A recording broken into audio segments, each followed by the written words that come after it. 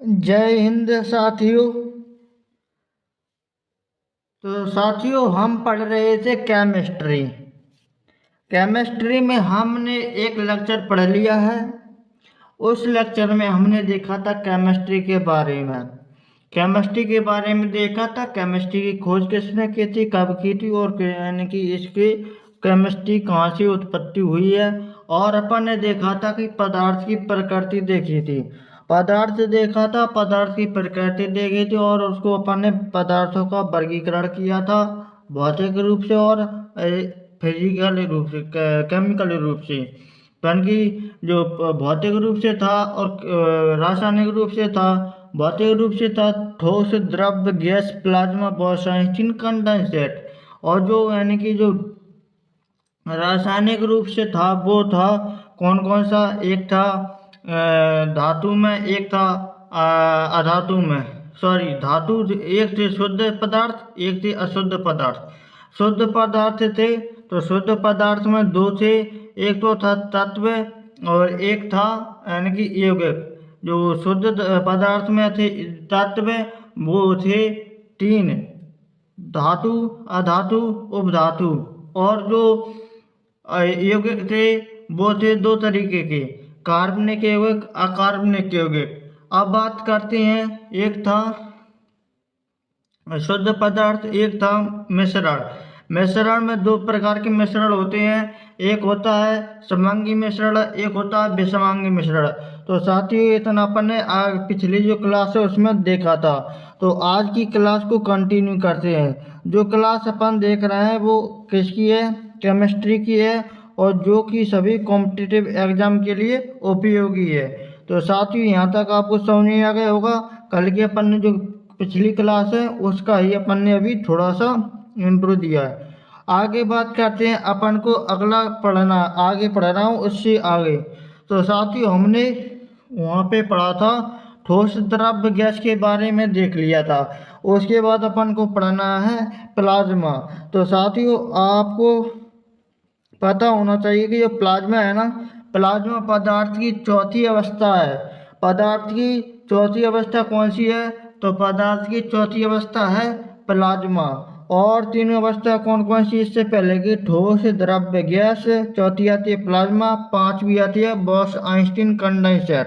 तो इस तरीके से आपको याद करना होगा कि जो प्लाज्मा है ना, प्लाज्मा पदार्थ की चौथी अवस्था होती है। तो यानी कि फोर्थ स्टेज, यानी कि पदार्थ की चौथी अवस्था होती है।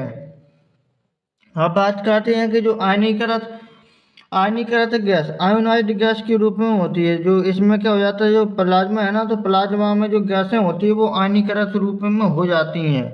और इसमें क्या हो जाता है कि कण है वो अत्यधिक ऊर्जा वाला एवं अति उत्तेजित होता है। बोले तो ये क्या करता है, इसका जो कण होता है, प्लाज्मा का जो कण होता है, उसमें जो अत्यधिक ऊर्जावान होता है और यह अति उत्तेजित होता है, यानी कि अत्यधिक, यानी कि उछल कूद करता है। तो उत्तेजित का मतलब कि ज़्यादा से ज़्यादा ये क्या करता है, यानी कि इधर उधर क्रिया करता है।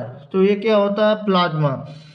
प्लाज्मा कौन सी है? पदार्थ की चौथी अवस्था है। और इसमें प्लाज्मा है ना, प्लाज्मा में जो गैसें होती है वो आयनीकृत गैस होती है, आयोनाइज्ड गैस होती है। और इसमें जो प्लाज्मा में जो कण होते हैं वो अत्यधिक ऊर्जा वाले होती हैं और अति उत्तेजित होती हैं।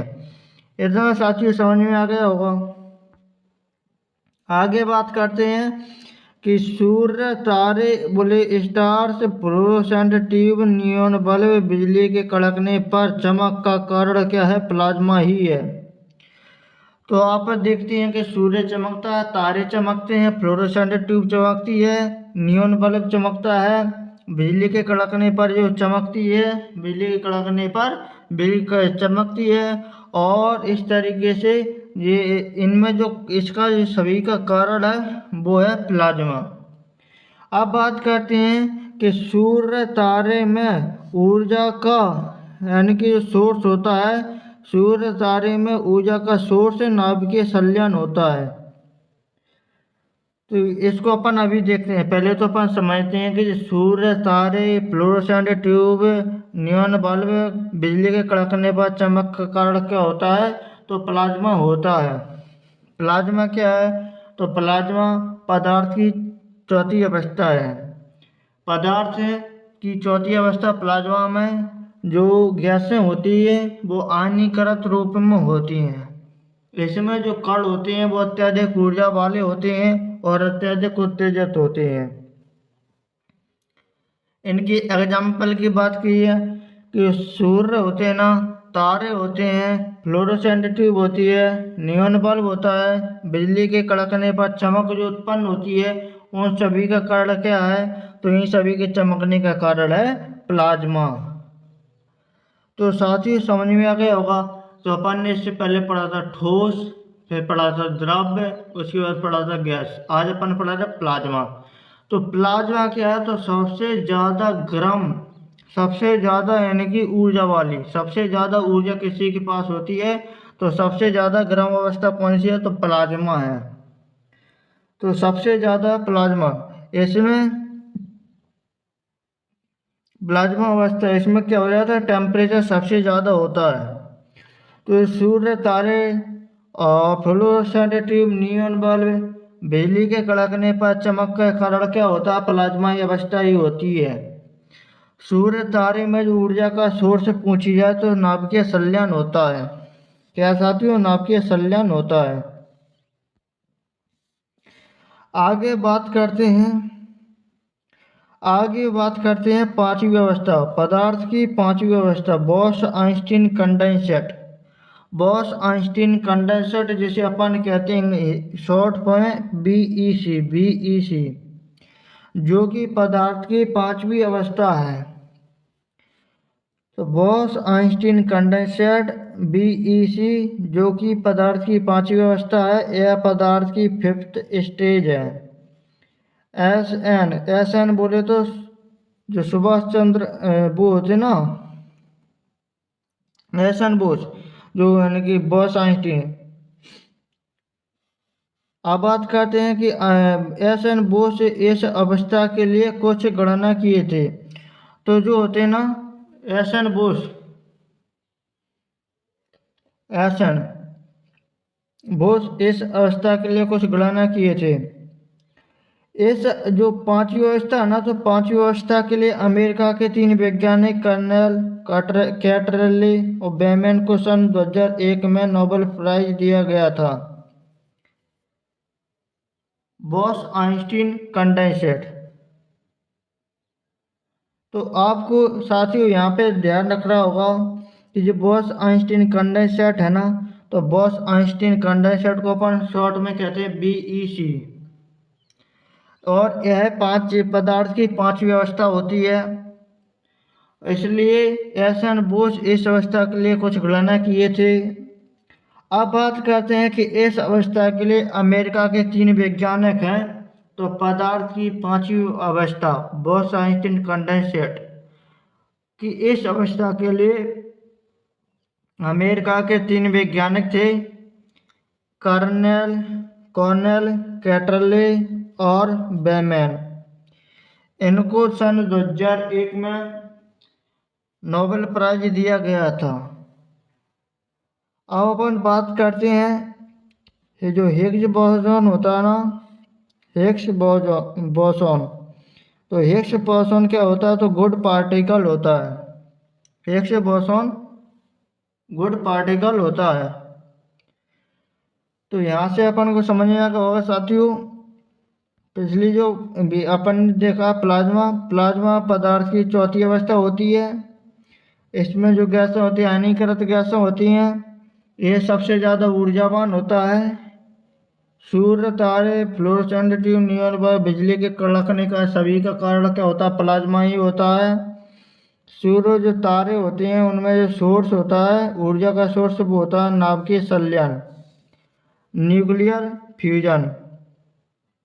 आगे बात करते हैं पदार्थ की पांचवी अवस्था। पदार्थ की पांचवी अवस्था होती है जैसे अपन कहते हैं boss Einstein condensate. Boss Einstein condensate को शॉर्ट में कह देते हैं बीईसी। और यह पदार्थ की पांचवी अवस्था होती है। जो एसन बोस थे उन्होंने कुछ अवस्थाएं या कुछ अवस्था के लिए कुछ गणना किए थे। अब बात करते हैं कि जो पांचवी अवस्था है ना, तो पांचवी अवस्था बॉस आइंस्टीन कंडेंसर के लिए अमेरिका के कुछ वैज्ञानिक थे जिनका नाम था कॉर्नेल कैटरले और बेमैन। तीन वैज्ञानिक थे। इन्हें सन 2001 में नोबेल प्राइज दिया गया था। अब बात करते हैं, आपको ध्यान करना होगा कि जो हिग्स बोसॉन है ना, तो हिग्स बोसॉन गुड पार्टिकल होता है। अब आगे बात करते हैं तो अपन ने पदार्थ की 5 अवस्था पढ़ी हैं। कौन कौन सी? पहले तो अपन ने पढ़ी थी ठोस, द्रव्य, गैस।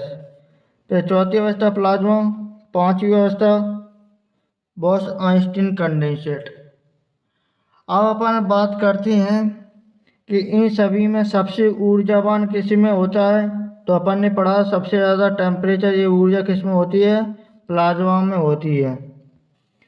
और सबसे कम किस में होती है? तो सबसे कम होती है बॉस आइंस्टीन कंडेंसेट। तो साथियों, आपको समझ में आ गया होगा सबसे ज़्यादा ऊर्जावान, सबसे ज़्यादा टेम्परेचर किसके पास होता है? तो प्लाज्मा अवस्था में होता है। और सबसे ज़्यादा यानी कि सबसे कम किस में होता है? तो सबसे कम होता है बॉस आइंस्टीन कंडेंसेट में। तो इनमें सबसे ज़्यादा टेम्परेचर होता है प्लाज्मा का, सबसे कम होता है बॉस आइंस्टीन कंडेंसेट में। यहाँ पे लिखा है कि इसके पास हाई एनर्जी, इसके पास लो एनर्जी। तो इधर से इधर को जाएंगे तो क्या होगा? टेम्परेचर में, तापमान में वृद्धि होगी। बॉस आइंस्टीन कंडेंसेट में टेम्परेचर बहुत ही कम होता है। सॉलिड में थोड़ा ज़्यादा, लिक्विड में थोड़ा सा ज़्यादा, गैस में थोड़ा और ज़्यादा, प्लाज्मा में हाई होता है। तो इसको आपको ध्यान करना होगा क्रम के अनुसार कि सबसे ज़्यादा टेम्परेचर किस में, ऊर्जा किस में? प्लाज्मा में। और सबसे कम किस में? तो सबसे कम होती है बॉस आइंस्टीन कंडेंसेट में। आगे बात करते हैं, यहाँ पे आपको ये साने दिख रहे होंगे ना, तो इसका मतलब है कि इधर से इधर को जाएंगे, यहाँ से चलेंगे इधर को तो क्या होगा? टेम्परेचर में वृद्धि होगी, टेम्परेचर में वृद्धि होगी। और प्लाज्मा से कहाँ पे आएंगे? बॉस आइंस्टीन कंडेंसेट की ओर आएंगे। तो टेम्परेचर में क्या होगा? वो आएगी यानी कि गिरावट आएगी तो माइनस के ताप। तो इस तरीके से अपन को याद करना होगा। यहाँ पे क्या है? ठोस, द्रव्य तथा गैस पर ताप का प्रभाव। अपन देखते हैं ठोस, द्रव्य तथा गैस पर प्रभाव। तो ठोस, द्रव्य, गैस पर क्या क्या प्रभाव पड़ता है? तो ठोस, द्रव्य, गैस पर क्या प्रभाव पड़ते हैं तो वो अपन देखते हैं। इतना साथ ही समझ में आ गया होगा। आपसे क्वेश्चन पूछा जाए कि पदार्थ की पांचवी अवस्था कौन सी है, तो आपका आंसर होगा प्लाज्मा। प्लाज्मा जो कि सबसे हाई एनर्जी होती है। और पदार्थ की चौथी अवस्था बॉस आइंस्टीन कंडेंसेट, इसके पास सबसे कम ऊर्जा होती है।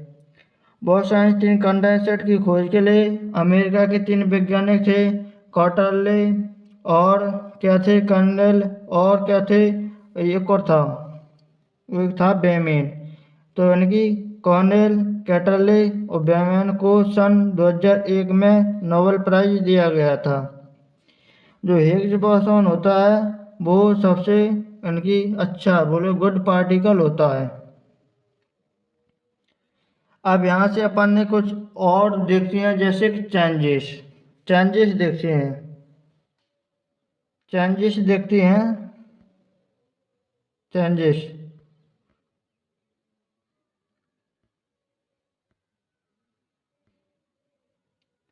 चेंजेस देखते हैं। तो चेंजेस क्या क्या है? एक लिया अपन ने ठोस, एक द्रव और एक गैस। साथियों अपन जब ठोस के रूप में ले लेते हैं बर्फ, बर्फ लेते हैं तो साथियों जब हम बर्फ को टेम्परेचर देते हैं, यहाँ से क्या कहते हैं इसको ताप देते हैं, तो ये किस में बदलती है, द्रव्य में देती है, बदलती है। तो जैसे ही हम बर्फ को गर्म करते हैं तो बर्फ क्या होता है, बर्फ ठोस से क्या में आता है, द्रव्य में आता है, बोले तो पिघलता है, पिघलता है या गलता है। तो उसे अपन कहते हैं संगलन, उस क्रिया को क्या कहते हैं, संगलन। तो जब हम ठोस से किधर जाएंगे, जब हम ठोस को अपन ताप देंगे, ठोस को ताप देंगे तो ये किस में बदलेगा, द्रव्य में बदलेगा। इसलिए इसे अपन क्या कहते हैं, इस क्रिया को संगलन या गलन कहते हैं।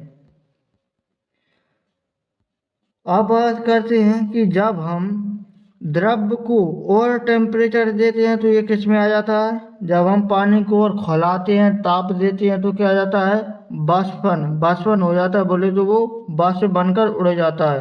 तो जब हम इसको टेम्परेचर देते हैं तो ये द्रव से गैस में परिवर्तित हो जाता है। अब साथ ही एक अवस्था और आती है, जैसे कि अगर आपने टेम्परेचर दिया, ठोस में टेम्परेचर दिया, वो बिना क्या साथियों, बिना द्रव्य में बदले सीधे किस में बदल जाए, गैस में बदल जाए।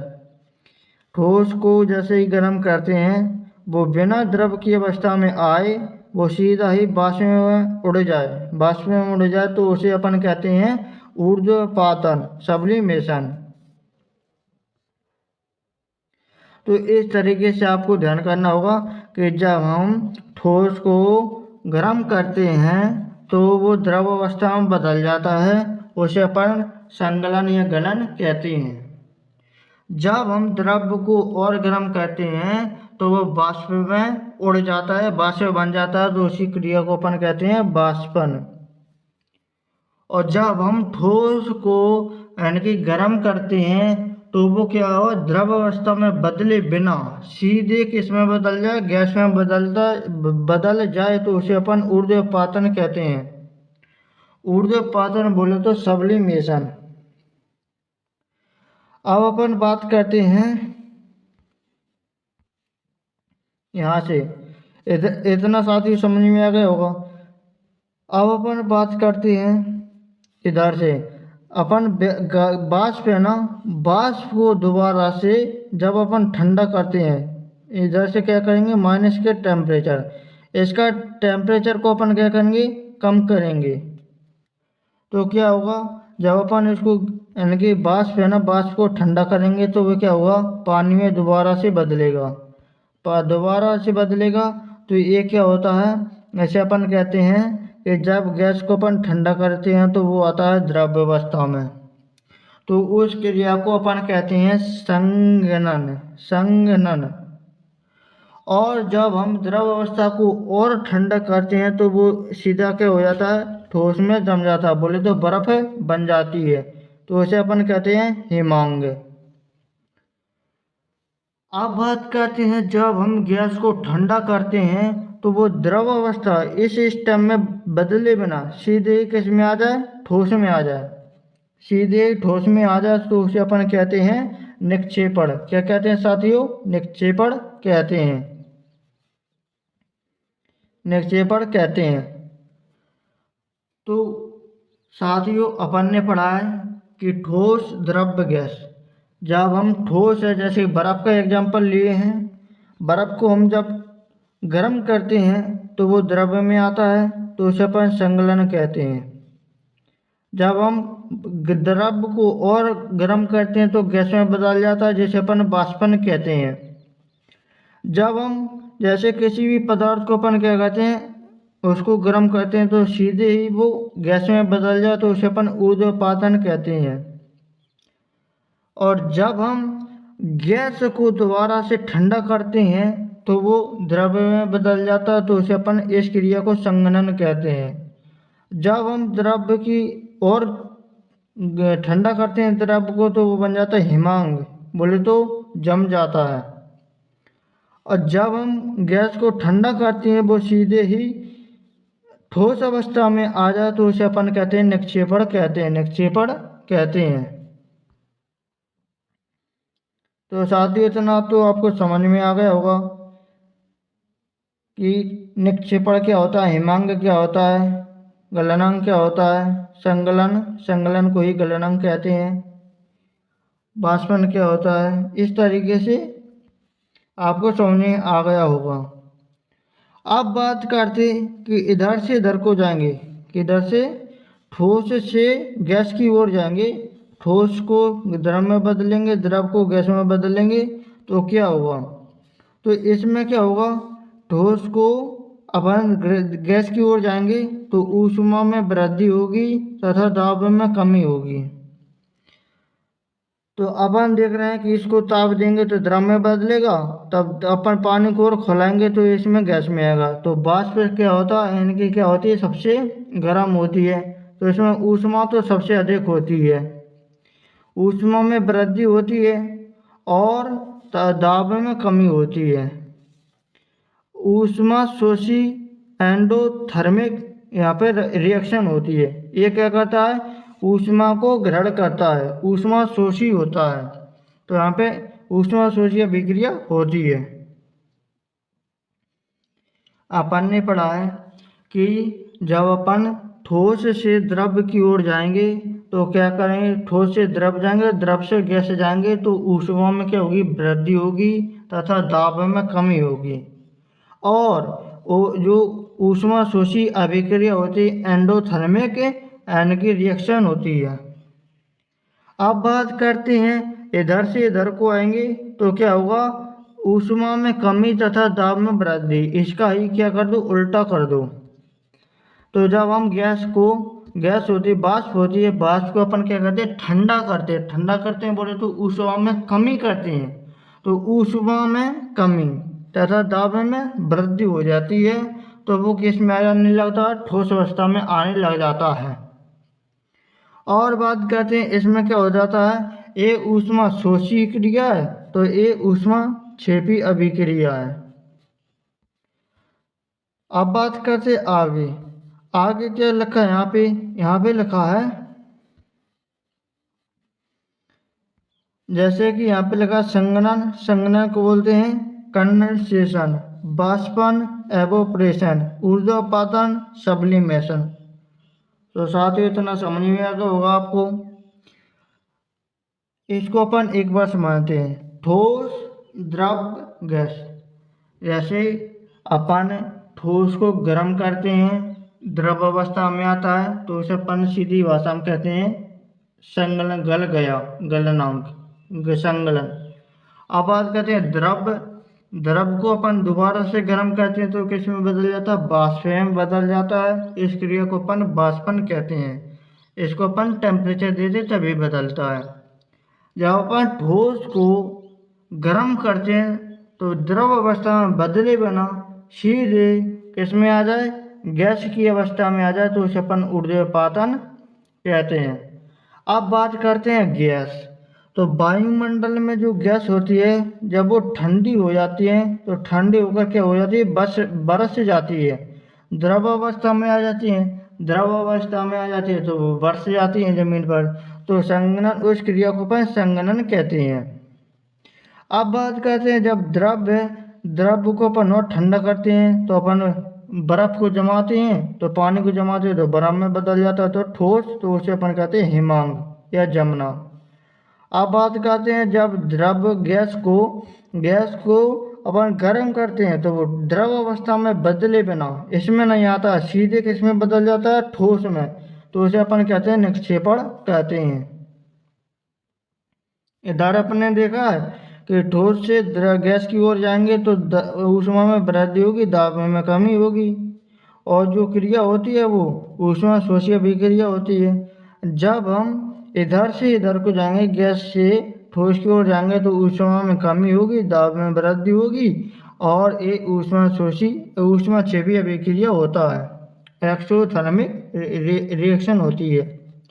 अब अपन बात करते हैं संघनन को अपन बोलते हैं कंडेंसेशन, बाष्पन को बोलते हैं एवोपरेशन, ऊर्ध्वपातन को बोलते हैं सब्लिमेशन। तो साथियों इतना साथियों समझ में आ गया होगा। आगे बात करते हैं ठोस द्रव्य। अपन ने पीछे देखा कि जब हम ठोस को गर्म करते हैं तो वो द्रव्य में आ जाता है, जैसे अपन संगलन कहते हैं। जब हम द्रव को ठंडा करते हैं तो वो हिमांग में यानी कि जम जाता है, तो उसे अपन हिमंग कहते हैं। तो यहाँ पे आपको दिख रहा होगा माइनस के टेम्परेचर और प्लस के टेम्परेचर। यहाँ पे दिख रहा होगा माइनस के ताप, प्लस के ताप और यहाँ पे माइनस के ताप। इसका मतलब है कि जब हम ठोस को गर्म करेंगे तो द्रव में बदलेगा। द्रव को माइनस का ताप बोले तो उसकी ऊष्मा लेंगे, ठंडा करेंगे तो ठोस में आएगा। ये अपन ने देख लिया है। अब यहाँ पे आपको कुछ पॉइंट लिखना है, जैसे कि पानी का हिमांक 0 डिग्री 32 डिग्री फ़ारेनहाइट या 273 केल्विन होता है। और बर्फ़ का गलनांक, पानी का हिमांक बोले तो पानी किस टेम्परेचर पर जमता है, 0 डिग्री 32 डिग्री फ़ारेनहाइट या 273 केल्विन। बर्फ़ का गलनांक बोले तो ये गलता कितने नहीं पर है, तो बर्फ़ का गलनांक 0 डिग्री सेंटीग्रेड 32 डिग्री फ़ारेनहाइट या 273 केल्विन।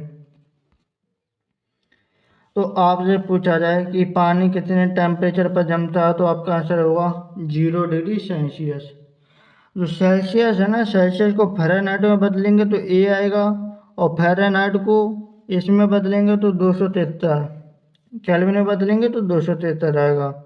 और बर्फ़ का गलनांक, बर्फ़ जमता 0 पर है और गलता भी 0 पर है, तो इसका बर्फ़ का गलनांक पूछिए तो 0, 32 और 273।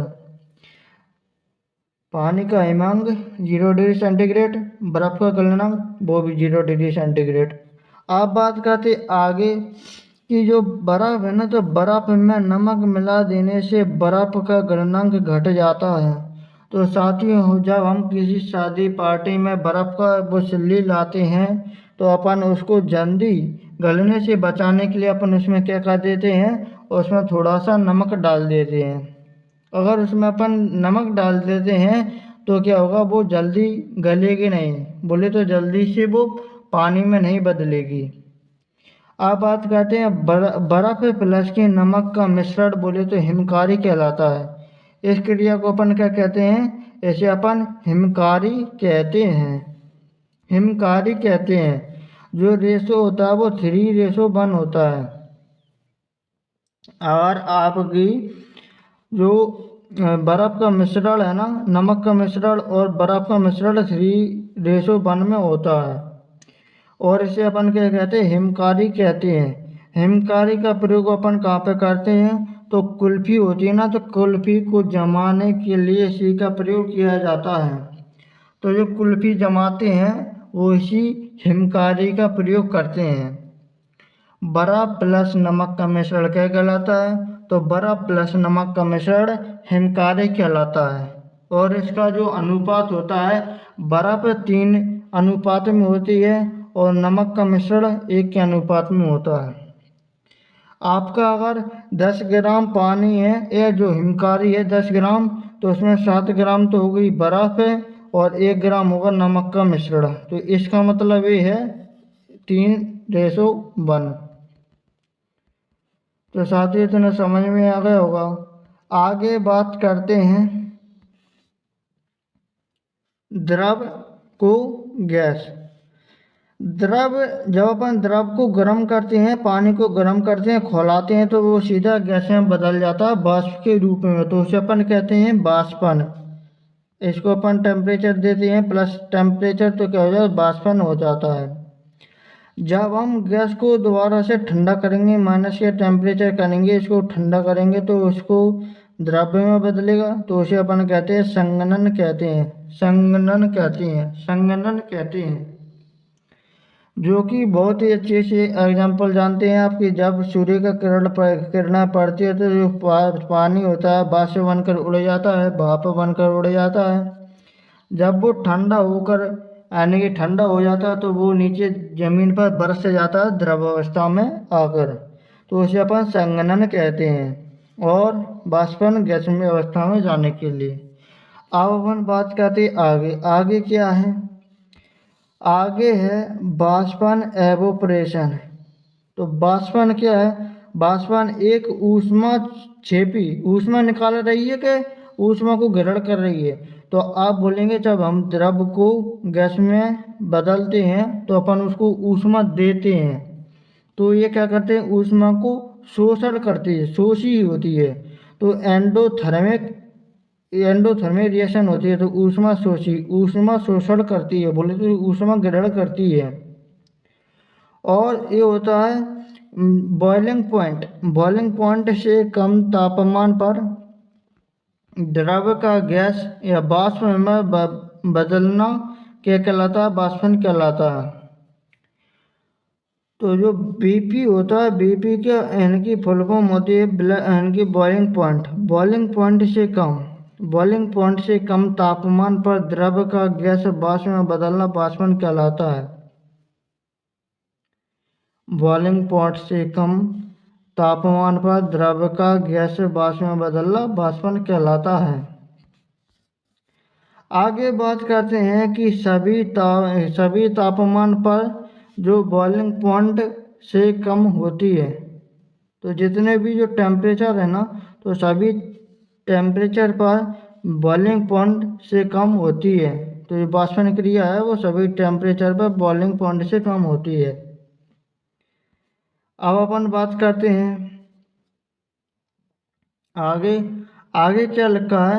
आगे लिखा है, आगे है क्या? यहाँ पे है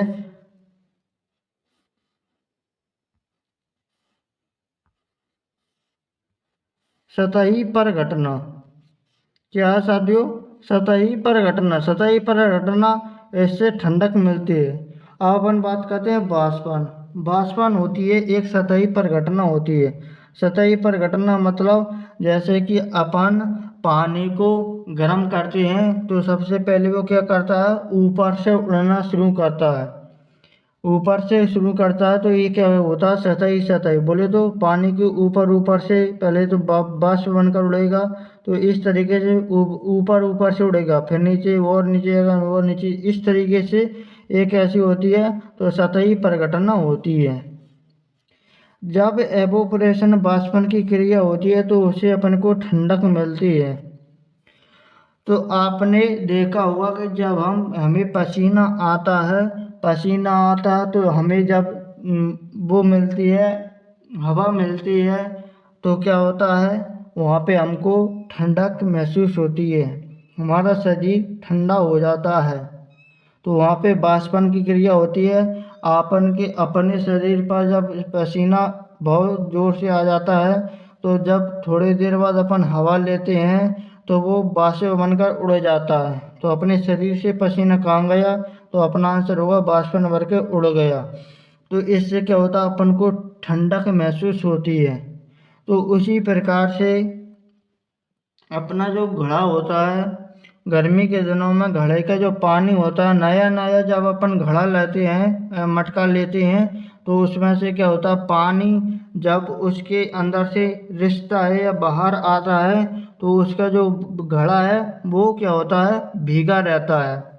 भीगा रहता है तो उसके ऊपर क्या होता है? बाष्पन की क्रिया होती रहती है, जिससे कि घड़ा ठंडा रहता है तो उसके अंदर का पानी ठंडा रहता है।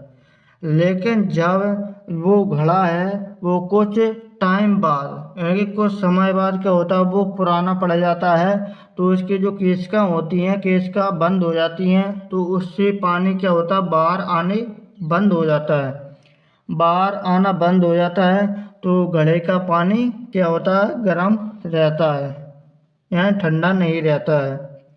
अब अपन बात करते हैं कि इससे क्या करते हैं? तो इससे बचने के लिए अपन क्या करते हैं? उसके ऊपर कुछ कपड़ा लपेट देते हैं, फिर उसको अपन समय समय पर थोड़े थोड़े समय बाद भिगाते रहते हैं, जिससे कि पानी वाष्प बनकर उड़ेगा, मटका ठंडा रहेगा तो उसका पानी ठंडा रहेगा।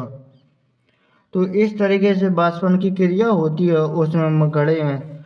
अब बात करते हैं इसका एक और एग्जांपल, जैसे कि आपने अगर देखा हो कि जो कुत्ता होता है, कुत्ता गर्मियों के समय में अपनी जो जीभ है ना, तो जीभ को निकाल करके जो इनकी लार होती है उस पर इनकी लार, बहुत ज़्यादा लार टपकाता है। तो क्या हो जाता है, लार जब लार का बाष्पन होता है तो क्या होता है, वो उसको ठंडक महसूस होती है। तो इस तरीके से आपको इनके एग्जाम्पल देखनी होगी, और इसका सिंपल सा मतलब है कि इससे ठंडक मिलती है, बाष्पन की क्रिया से ठंडक मिलती है। आगे बात करते हैं कि यदि किसी द्रव का वाष्प दाब उसके वायुमंडलीय दाब के बराबर हो जाती है तो वह उस द्रव का बॉइलिंग पॉइंट होता है। तो जो एटमॉस्फेयर प्रेशर होता है उसका जो द्रव का वाष्प होता है, जब वे दोनों बराबर हो जाते हैं तो उसे पर बॉइलिंग पॉइंट बोले तो वाष्पन की क्रिया कहते हैं। वो वाष्पन की क्रिया कहते हैं। तो इसमें क्या होगा कि यदि किसी द्रव का वाष्प दाब, जो वाष्प दाब है ना, वाष्प दाब किस में होता है,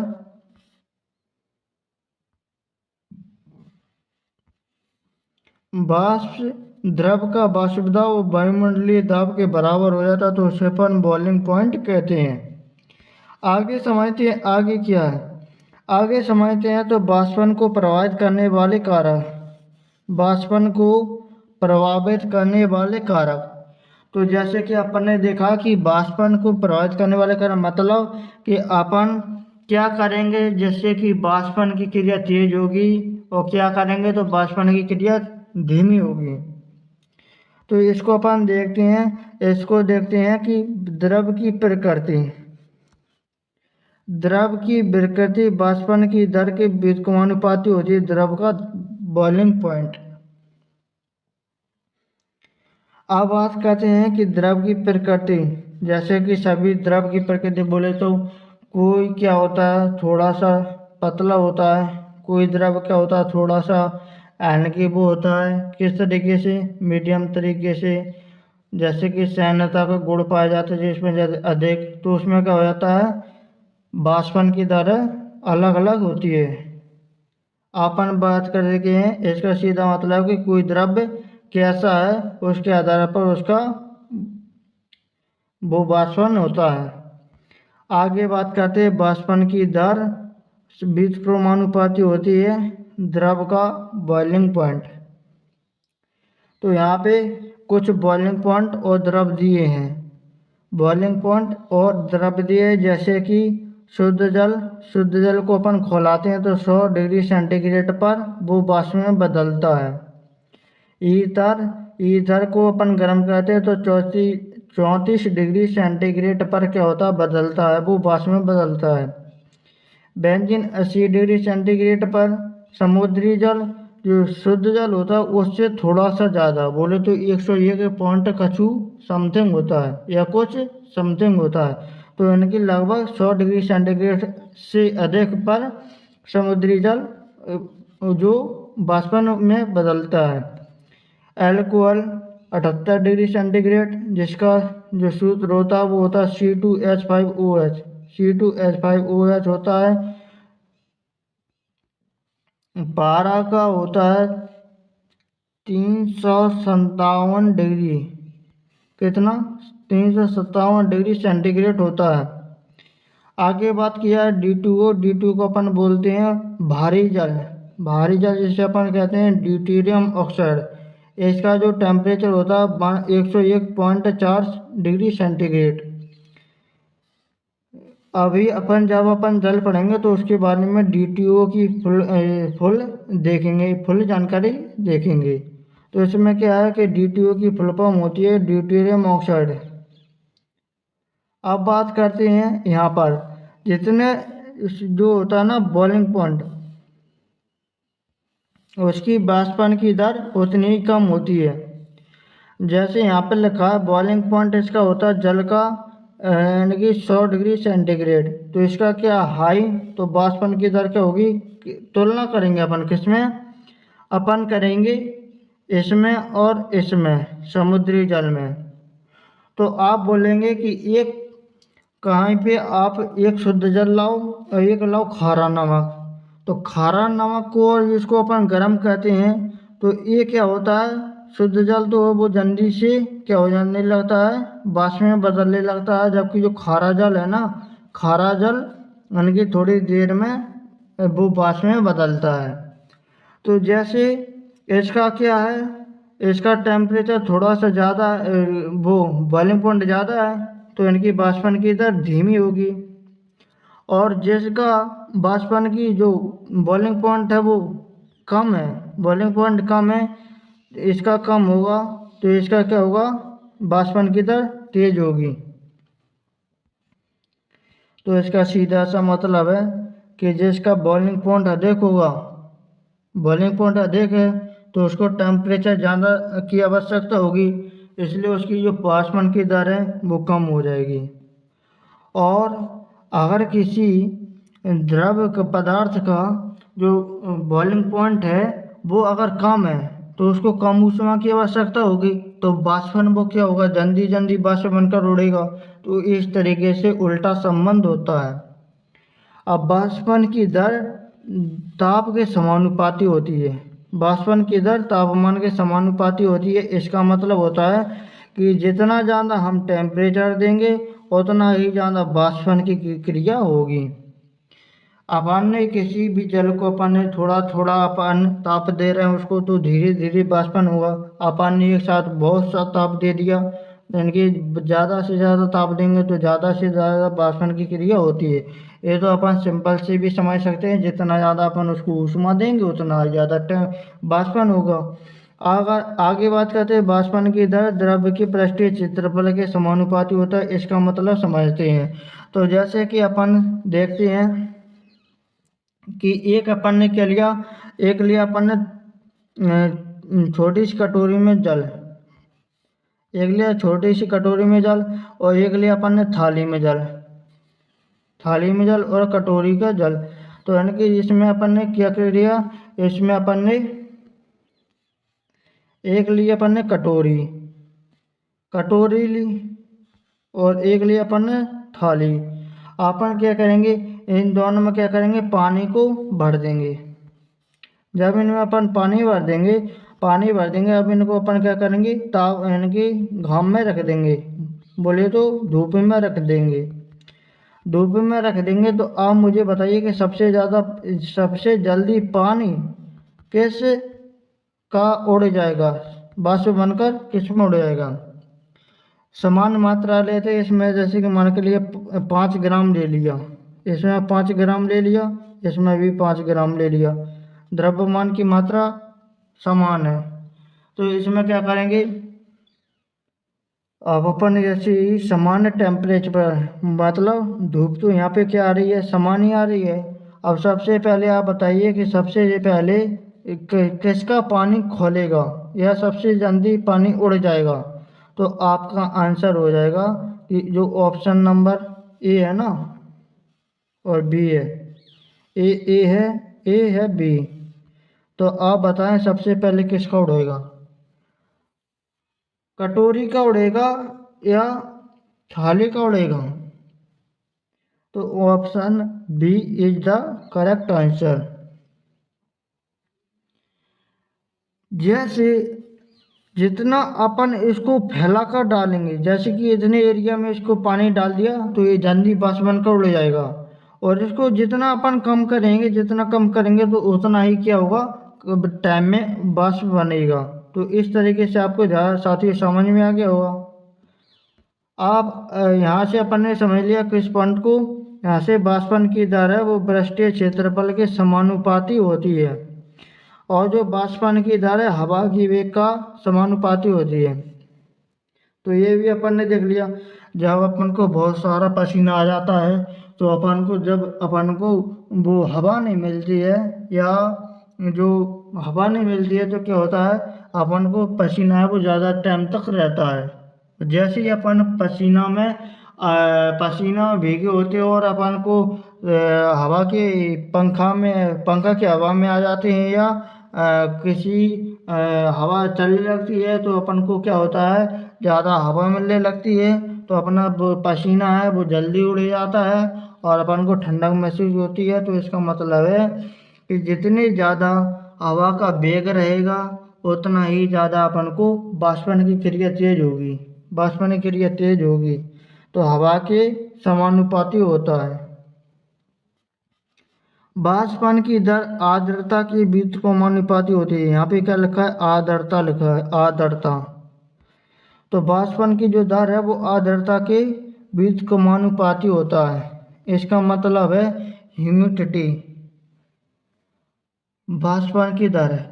अब साथियों आप मुझे बताइए कि अगर कहीं पे अच्छा कोहरा लगा है, कोहरा लगा है और उसमें अपन को अच्छी ठंड पड़ रही है, बोले तो आर्द्रता ज़्यादा है, आर्द्रता ज़्यादा है तो उसमें क्या होगा, अपन उसमें पानी को खौलाएंगे, पानी को खौलाएंगे तो इसमें ज़्यादा टेम्परेचर की आवश्यकता होगी कि नहीं, तो इसमें क्या होगा, तो इसमें ज़्यादा टेम्परेचर की आवश्यकता होगी।